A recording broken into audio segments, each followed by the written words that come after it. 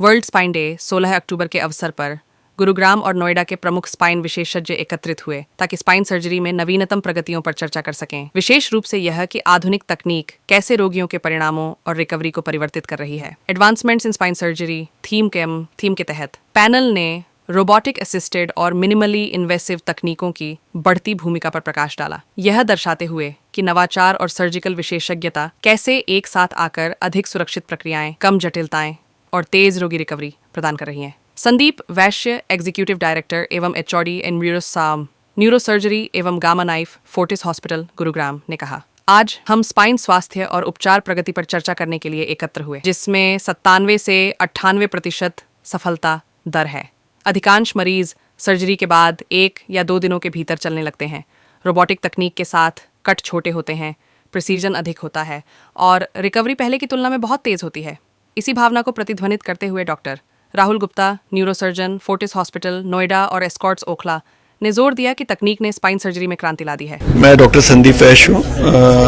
मैं neurosurgery department के head of the department हूँ फोर्टिस मेमोरियल रिसर्च इंस्टीट्यूट में। Right now I am president of world spine society also and member of spine committee of world federation of neurosurgery. आज हम यहाँ पर spine की health और spine की diseases के ट्रीटमेंट के बारे में डिस्कस करने के लिए इकट्ठे हुए थे। मैं खाली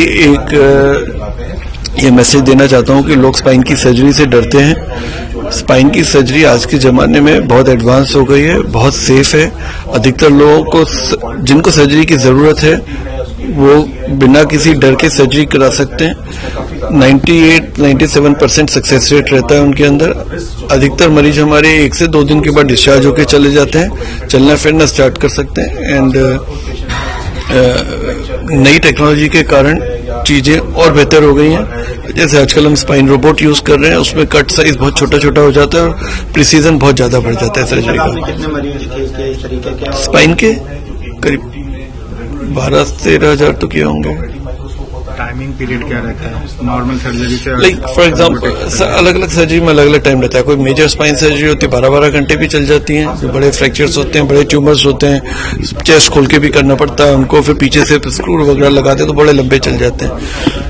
सबसे सिंपल प्रोसीजर है वर्टिब्रोप्लास्टी, जिसमें हम सीमेंट डालते हैं, वो आधे घंटे के अंदर हो जाता है। डिस्क होता है 1 लेवल या 2 लेवल डिस्क, 1 से 2 घंटे के अंदर सब खत्म हो जाते हैं।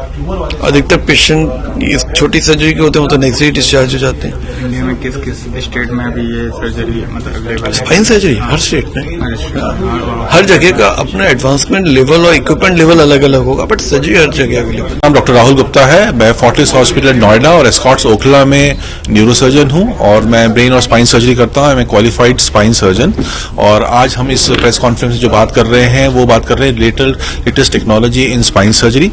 तो स्पाइन सर्जरी जो है, जो आज से 20-25 साल पहले बहुत ही खराब मानी जाती थी, उसमें हमारे रिजल्ट्स काफी इंप्रूव हुए हैं और उसका रीजन टेक्निक के अलावा टेक्नोलॉजी भी है। और हम आज उस टेक्नोलॉजी के बारे में बात करते हैं। जो 3D इमेजिंग या रोबोटिक सर्जरी जो हमारे पास स्पाइन के लिए अवेलेबल है, उससे हमें काफी फायदा हुआ है।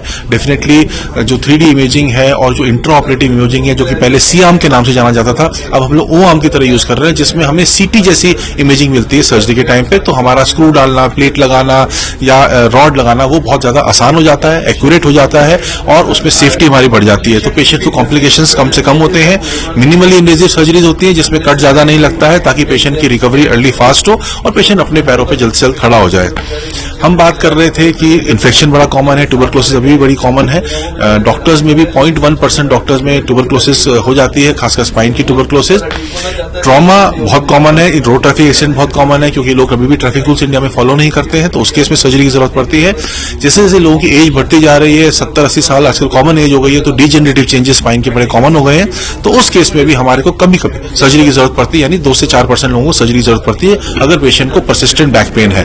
तो इन सब बीमारियों के लिए जो हमारी टेक्नोलॉजी है, जैसे कि ऑपरेटिंग माइक्रोस्कोप है, हमारा जो इमेजिंग है इंट्रा ऑपरेटिव सी आर्म या ओ आर्म द्वारा 3D इमेजिंग है, न्यूरो मॉनिटरिंग है, इसके अलावा क्यूजा, सक्शन और कॉटरी मशीन, ये सब मशीन जो है ये सब इतनी एडवांस्ड हो गई हैं कि हमें सर्जरी में बहुत फायदा मिलता है। सर्जरी बड़ी फास्ट होती है और एक्यूरेसी और रिजल्ट बहुत अच्छे हुए हैं।